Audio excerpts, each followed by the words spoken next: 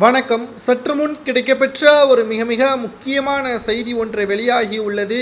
அதிமுகவிலிருந்து நீக்கப்பட்டதாக கூறக்கூடிய பன்னீர்செல்வம் அவர்களை தற்பொழுது செங்கோட்டையன் அவர்கள் பார்க்க உள்ளதாகவும், அதிமுக இணைக்கப்பட உள்ளதை பற்றி பேச்சுவார்த்தை நடத்த உள்ளதாகவும், வைத்திலிங்கம், மனோஜ் பாண்டியன் இவர்களுடன் கலந்து ஆலோசனை செய்து அதிமுகவை மீட்டெடுக்கும் வரை அதிமுக நிச்சயமாக பிளவுபட்டு இருந்தால் வெற்றியடைவது கடினம் என்பதை தொலைபேசியில் செங்கோட்டையன் அவர்கள் பன்னீர்செல்வம் அவர்களிடம் பேசியிருப்பதாக தகவல்கள் ஒன்று இணையதளங்களில் வெளியாகி பெரும் பரபரப்பை ஏற்படுத்தியுள்ளது.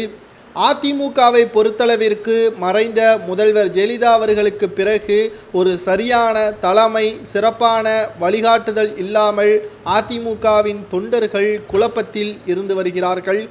அதிமுகவின் தொண்டர்கள் நிச்சயமாக தலைவரை தேர்வு செய்வது மிக மிக ஒரு கடினமான சூழல்தான் ஏற்பட்டுள்ளது.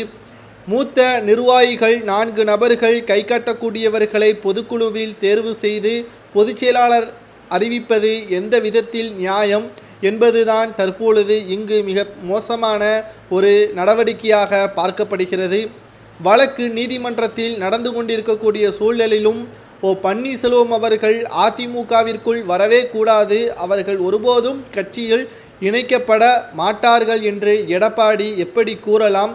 சரி, எடப்பாடி கூறுவதற்கான காரணமும் என்ன? அவர்கள் அப்படி என்ன பெரிய தவறு செய்தார்கள் என்பதை எடப்பாடி தற்பொழுது வரை தொண்டர்களுக்கோ அல்லது பொதுமக்களுக்கோ வெளியிடாமல் இருப்பது காரணம் என்ன என்பதையும் அதிமுகவின் தொண்டர்கள் கேட்டுக்கொண்டுதான் இருக்கிறார்கள். இந்த சூழலில் பன்னீர்செல்வம் அவர்களை சந்தித்து செங்கோட்டையன் அவர்கள் பேச்சுவார்த்தை நடத்துவது சரிதானா?